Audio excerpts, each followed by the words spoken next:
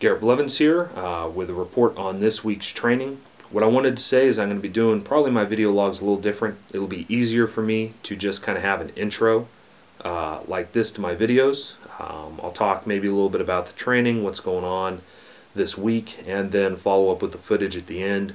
You can always just scroll down at the bottom if you don't want to hear anything and just want to see the lifting, and probably won't do as much voiceover work with the actual videos since I've been having all these technical glitches. So hopefully those will get ironed out, but this is going to be the new format of this week of training. This is, I think, cycle 5, week 3 of the Kingpin Predator RTS, at least week 3 that I've scheduled. The first week I had was actually kind of a deload week to recover from competition and then move right into training.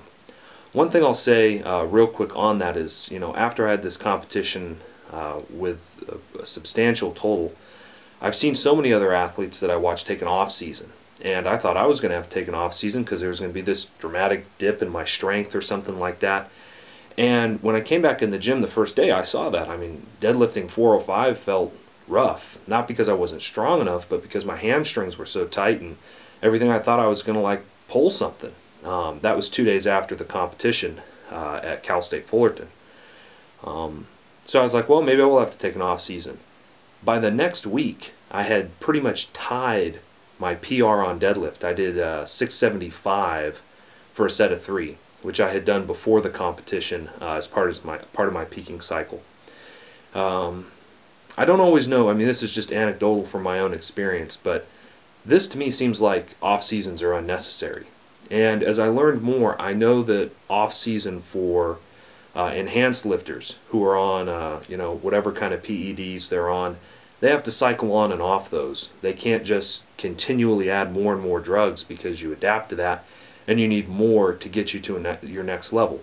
But you can't put your body through that on a linear sort of progression of PEDs. So you have to cycle off. I'm not sure if that's the only reason for an off season, but as far as what I understand, for any of you novice lifters out there, you don't need an off season. You can jump right back into training even after a meet, and that's something I learned from this last meet, and it's something that may be helpful for you so you don't get confused when you hear people talk about that, because it was confusing to me. As far as this week goes, I went in for some not incredibly heavy deadlifting from the floor, but worked up to a RPE 10 block pull. Hadn't really scheduled that. I planned to just do a triple with like maybe 675, but when I got there it just felt really light, so decided to go for a PR. Ended up with 725 for 4, and that video is up from earlier in the week. I came in this day and was planning to recover. I had done a lot of volume the week previous to this, so I was kind of doing 3x3s and upping the intensity a little bit.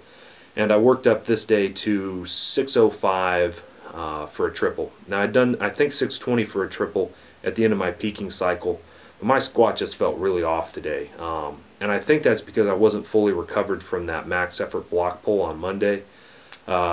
72 hours wasn't enough for me to recover from that fully. That's one of the reasons the cube method is so good for me. It's hard for me to do block periodization where I just do heavy intensity on both deadlifts and squats in the same week. It takes me a little more than 72 hours to recover from a workout. And that's a good thing because that means that I'm, becoming more advanced and I have normal training that deals with that.